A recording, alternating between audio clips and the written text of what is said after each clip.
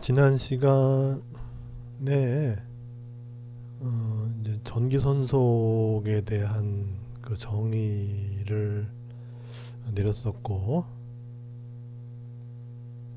어, 그리고 이 폐곡면, 폐곡면에 대한 전기 선속의 그 의미에 대해서 이제 했었죠. 그래서 이번 시간에는 이제 그런 폐곡면에 대한 전기 선속의 예를 들어보고, 이제 그것이 가우스 법칙하고 어떻게 연결되고 또 그것이 왜 중요한지에 대해서 알아보겠습니다.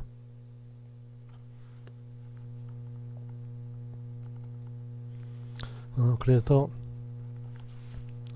그 예제 23.4가 있죠. 그게 이제 576쪽에 있어요. 576쪽에 폐곡면에 대한 전기 선속의 그 예가 있었고, 그리고 이제 하나의 그 폐곡면을 잡아서 전기 선속을 구해보는 이제 그런 예인데, 그래서 이제 폐곡면이 이제 정육면체예요. 계산하기 편하게 정육면체를 했고, 지금 전기장이 지금 이제 x축의 플러스 방향으로 이렇게 작용을 해요. 그리고 전기장은 일정하다. 균일한 전기장이라는 의미는 우리 지난번에 그 이제 22장 끝부분에서 이제 두 개의 평행판이 있었죠.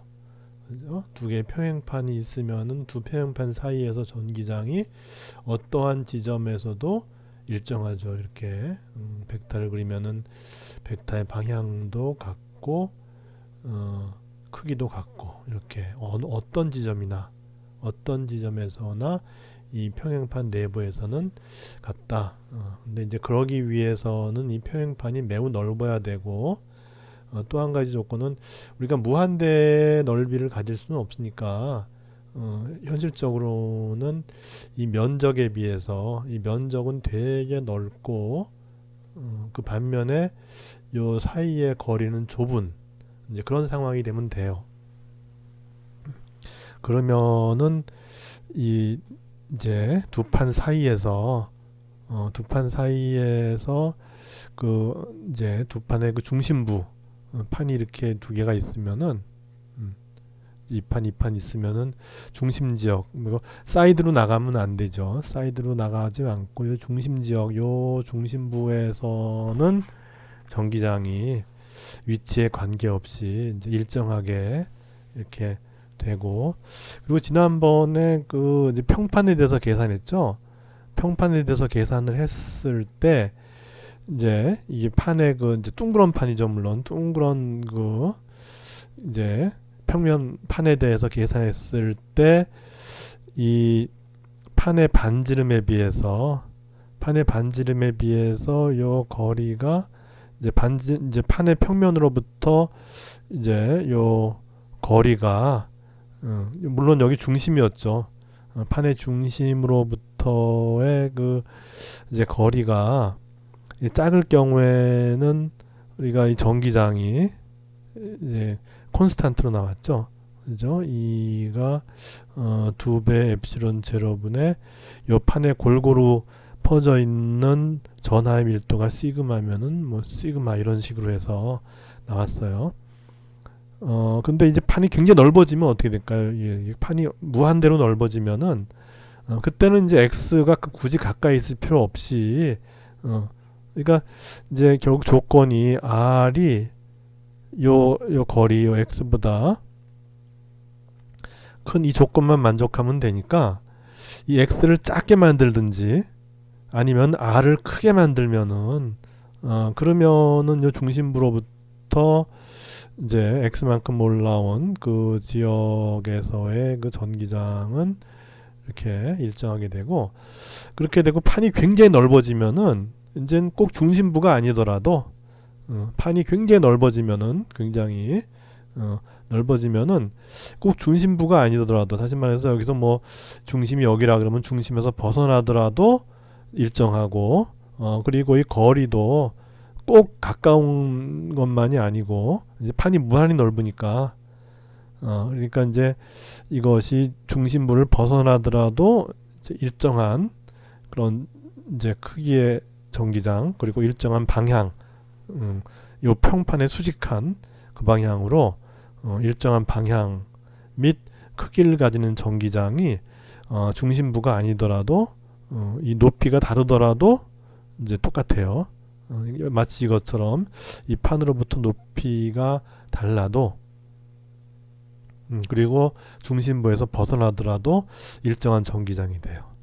그리고 이제 판 하나에 대해서 그런데, 이게 판이 두 개가 될 경우에는, 예를 들어 이쪽이 이제 플러스 전하를 가지고 있으면은 이쪽에 마이너스 전하를 가지고 이렇게 되면 어떻게 되냐면, 이 판이 밀어주면은 이쪽 마이너스는 또 자기 쪽으로 당겨주죠. 그렇게 해서 전기장이 두 배가 돼요. 그리고 이 저기 어느 위치에 관계없이 일정한 크기와 방향을 가지는 그런 전기장을 만들어 줄 수가 있어요. 그래서 이제 그런 전기장을 이제 우리는 균일한 전기장이다, 그렇게 말할 수가 있는 것이고, 그리고 우리가 이제 그것을 제한된 조건 하에서 구현해 낼 수도 있어요. 지금 얘기한 대로 하면 되는 거죠. 그래서 X축 방향으로 이제 이렇게 향하는 그런 균일한 전기장이 있을 때, 이제 그 이 내부에 정육면체를 이렇게 놓은 거죠.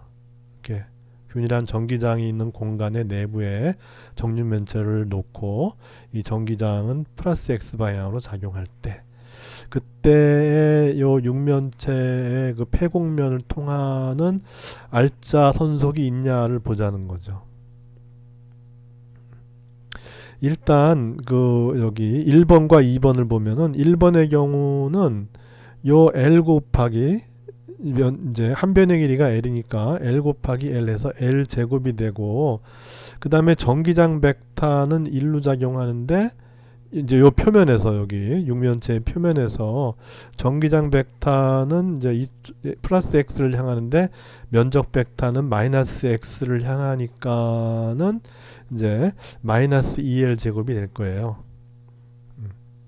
그죠? 그러니까 면적은 L 제곱이고, 전기장은 2이고, 근데 면적 벡터와 전기장 벡터가 180도이기 때문에 이제 요 면 넘버 1에 의한 플럭스는 마이너스 2L 제곱이 되고, 면 넘버 2에 대한 거는 이제 면적이 마찬가지로 L 제곱이고, 그 다음에 면적 벡터와 전기장 벡터가 평행해서 각도가 0도이기 때문에 그래서 2L 제곱이 돼요. 그래서 면 1과 면 2의 플럭스를 합쳐주면은 0이 되죠. 그죠? 그 다음에 면 3, 4, 5, 6의 경우는, 다시 말해서 요 이제 이 Y쪽으로 향한 면이나 Z쪽으로 향한 면의 경우는, 전기장은 이렇게 여기 X축 방향으로 이제 가는데, 면적 벡터는 그에 수직하죠. 그죠? 그러니까는 코사인 90도에서 0이 되니까는 이 3, 4, 5, 6 면에 대해서는 플럭스가 모두 0이 돼 버려요. 그러니까 이제 이거에다가 또 0을 더하니까 0이 돼서 결국은 요 정육면체 폐곡면을 통한 균일한 전기장의 플럭스는 0이 된다. 이제 그렇게 볼 수가 있는 거죠.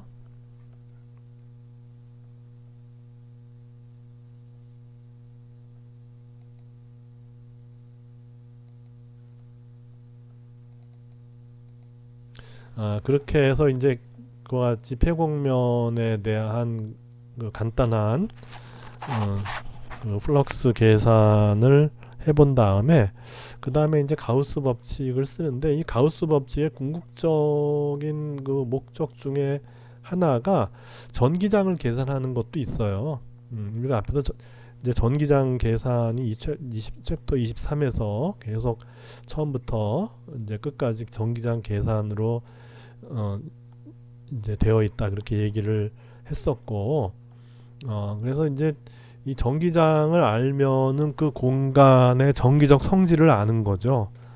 그렇게 되면 이제 어떤 점에서의 전하가 맞는 힘도 구할 수가 있는 것이고, 뭐 그 외에 뭐 다른 목적으로 우리가 이용할 수도 있는 거죠. 그렇게 해서 이 가우스 법칙이라고 하는 건 일단 폐곡면에서의 전기 선속을 구하는 거예요. 네, 폐곡면에서의 전기 선속을 구해보자. 그런데 전기 선속을 알려면은 우리가 이 전기장을 알아야죠. 그죠? 전기장을 알아야 되고, 그 다음에, 그러니까 전기 선속의 밀도죠. 전기 선속의 밀도라고 볼 수 있고, 그 다음에 이제 면적을 알아야죠. 그렇게 되면 밀도 곱하기 면적 하니까는 이제 요 면적 내에서의 전기 선속을 구한 것이고, 그 다음에 전체 면적에 대해서 다 더해주면은 그 폐곡면에 대한 전기 선속을 이제 알게 되는 거죠. 그렇게 해서 일단 우리가 하나의 점전화를 상상해 봅시다. 일단 좀 대칭성이 높아서 계산하기 간단한 것부터 한번 이제 시작하는 거죠. 좀 전에 우리 정육면체를 이제 했듯이 이제 좀 대칭성이 좋아서 계산이 간단하게 이루어질 수 있는 그런 이제 지오메트리부터 하는 거죠. 그래서 일단 점전화가 있고, 점전화로부터 거리 r 만큼 떨어진 지점에 이 구를 잡아요. 구를 잡아요. 공 같은 구를 잡아요. 그래서 이제 구형의 가우스면을 이렇게 이제 잡는다. 그렇게 했을 때 요 이제 구형의 가우스면에서의 전기장의 플럭스를 계산해 보자 하는 거죠. 그러면은 전기장의 플럭스를 계산하려면 일단 전기장을 알아야 되는데, 우리는 전기장을 알고 있죠. 요 구면에서의 전기장은 항상 중심으로부터 나오는 그 방사선 방향으로 향하죠. 그렇게 하고 요 점에서의 전기장의 크기는 이 전하로부터의 거리가 스몰 r이니까 전기장의 크기는 K의 R 제곱분의 요 전하가 Q니까 Q 이렇게 되고, 다음에 이제 방향까지를 결정하는 거는 여기다 이제 R 벡터 이렇게 주면은 방향까지를 결정하는 전기장이 되는 거죠. 그 다음에 플럭스를 구하려면은 이제 면적 벡터를 알아야 되는데, 면적 벡터는 여기에 조그만 면적을 잡고, 그 면적 벡터의 크기는 바로 요 면적의 크기이고, 그다음에 방향은 요 면의 수직한 방향이죠. 그래서 결국 이 면적 벡터의 방향은 바로 전기장의 방향과 평행한 거죠. 그죠? 이 전기장의 방향도 결국은 방향이 요 r 벡터 방향인데, 그 방향은 뭐냐면 이 구면의 수직한 방향이고, 그다음에 이제 면적 벡터도 마찬가지로 이 구면의 이제 수직한 방향이니까 결국 같은 이제 r 벡터 방향이 되는 거예요. 그렇게 해서 이제 이 벡터에다 dA 벡터를 곱했다는 얘기는 결국 이 dA 벡터라고 하는 것도 결국은 이 dA 벡터라고 하는 것도 이제 크기는 da이면서 방향이 r 벡터예요. 그렇게 해서 이제 요 벡터와 요 벡터를 스칼라 프로덕트 해주는 것이 바로 전기장 벡터와 dA 벡터의 스칼라 프로덕트인데, 이 r 벡터 같은 방향이니까 스칼라 프로덕트 하면 1이 돼버리죠. 1이 돼버리고 결국 요것만 남죠. 그죠? 요것만 남아요. 그래서 결국 이제 2 곱하기 da라는 얘기는 뭐냐 하면은 결국은 요 2가 바로 요 2가 k의 r 제곱분의 q가 되고, 그다음에 da는 이제 그 여기 이 면적을 갖다가 그냥 일단 da로 씁시다. 일단 da라는 값을 이렇게 써요. 이렇게 써놓고 이제 적분을 하고자 하는데, 지금 요 면에 대한 적분이잖아요, 그죠? 요 면. 근데 요 면에서의 그 전기장의 크기가 중요한 거죠, 지금, 그죠? 좀 전까지는 전기장의 방향도 중요했지만은 이 전기장의 방향과 면적 벡터의 방향이 평행하기 때문에 결국은 두 개의 스칼라 프로덕트는 그냥 두 개의 곱이 돼 버려요. 그죠? 코사인 0도니까 결국 두 개 이제 곱이 돼 버리죠. 곱이 돼 버리는데, 근데 이걸 적분하려고 이제 보니까 여기 전기장은 요거 이제 요 R에 관계하는데, 이 구면의 모든 점에서 요 중심으로부터 요 구면까지의 거리는 모두 R이기 때문에, 왜냐하면 이제 9니까, 그죠? 중심으로부터의 거리는 다 똑같이 R이죠. 그렇게 해서 요 구면의 점을 따라서 전기장을 우리가 이제 이렇게 이제 이스티메이트 할 때, 전기장의 방향은 바뀌지만은 전기장의 크기는 바뀌지 않죠. 그냥 K R제곱분의 Q로 일정해요. 그러니까 전기장은 일정한 값이 되기 때문에 이거는 적분에 따라서 변하지 않죠. 그래서 이 전기장 E가 그냥 적분과 관계없이 상수가 되기 때문에 그냥 바깥으로 끄집어낼 수가 있어요. 그죠? 그래서 2 곱하기 DA의 폐곡면에 대한 적분은 그냥 2는 상수니까 2 곱하기 DA의 폐곡면에 대한 적분이에요. 이렇게 돼요. 근데 우리가 이런 9의 폐곡면에 대한 적분은 결국은 구면의 면적이죠. 그래서 결국은 이제 요 폐곡면에 대한 적분은 구면의 면적, 즉 4파이 R 제곱이 되죠. 그렇게 되니까 이제 이 구의 중심에 점전화 하나 Q가 있는데, 그 점전화에 의한 요 폐곡면 구를 통하는 이 전기장 플럭스의 크기는 결국은 요 콘스탄트, 즉 K 곱하기 R 제곱분의 Q 곱하기 요 구의 면적 4파이 R 제곱이 돼서 이제 R 제곱 이렇게 상쇄하고 결국 4파이의 K의 Q 이렇게 돼요. 근데 요 K2라는 것이 뭐였죠? 4파이 엡실론 제로분의 1이었잖아요. 그죠? 그래서 4파이가 상쇄가 되니까 엡실론 제로분의 Q가 된다는 거예요. 플럭스가. 다시 말해서 점전화가 있고, 점전화를 둘러싸는, 점전화를 중심에 놓고 이 둘러싸는 이 이제 구 모양의 폐곡면이 있어요. 그 폐곡면에 대한 그 전기장 플럭스를 계산해 보면은 엡실론 제로분의 Q가 돼요. 근데 만약에 이게 중심에 있지 않고 이제 구가 이렇게 있는데 점전화가 중심에서 벗어나 있어요. 여기 있어요. 여기 있을 때는 어떻게 될까요? 전기장의 플럭스가.